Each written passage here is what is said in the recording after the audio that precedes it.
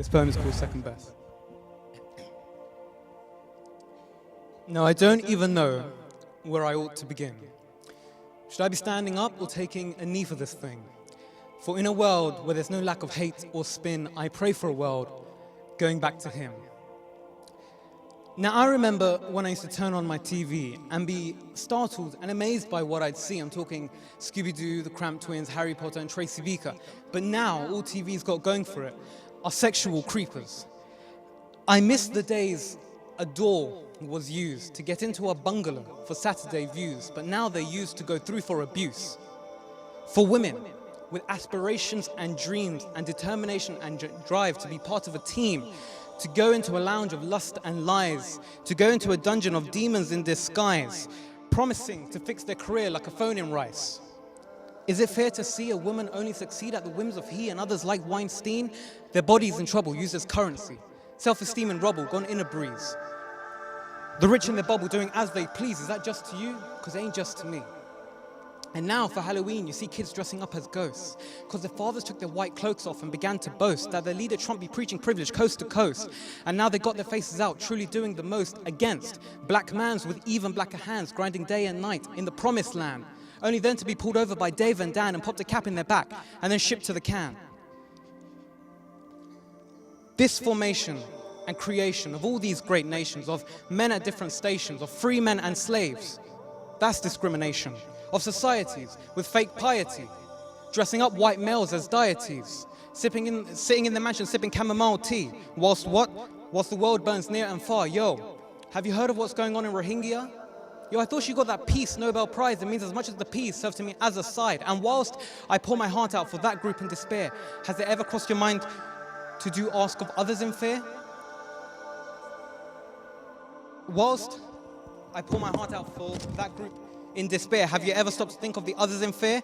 If being told aiding Burma is a justful act, has it ever crossed your mind to do ask back, what of those with no clothes who you claim as your bros? Do those Akis of yours not deserve any jack? They'll reply, no, it's just that Burma's hashtag burning, yo. And I'll say, no, it's cause those Muslims ain't a minority nor black.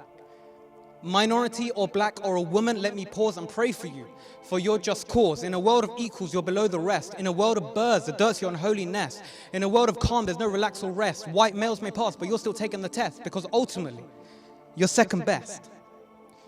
Now, I don't even know where I ought to begin. Should I be standing up or taking a knee for this thing? For in a world where there's no lack of hate or spin, I pray for a world going back to him.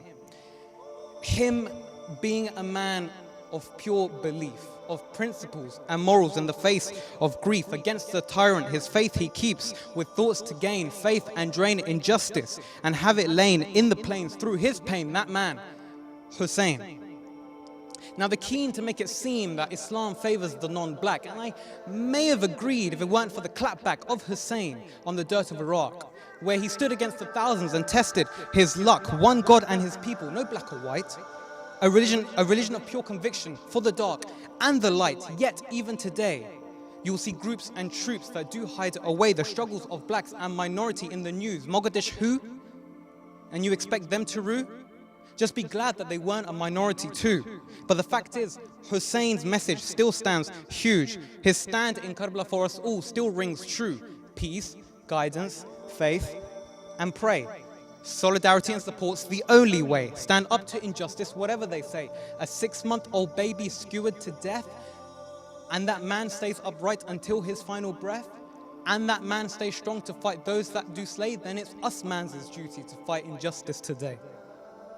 And when you point to a woman who's been exploited and abused, I'll point you further to a woman of grace.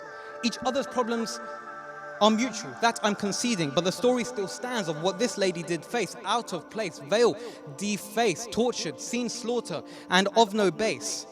In a society today where women's salvation only comes from either being rich or wed or having someone call them mum, remember Zainab and how she, against injustice, she won. And they'll persecute you and torment, but they'll never disgrace. Karbala isn't a story just for you or for me. It stands as a tale for all those who struggle in suppression, a tale of fighting those that from justice seek digression via aggression against progression. Be it gender or class, men of sand or men of grass, Hussein fought injustice in those of transgression. This world is ill. Its diagnosis, injustice. Men honorless, mentally bloodless. A wall of injustice. On justice it craps. But embody Hussein and I promise you, that wall will collapse. Thank you.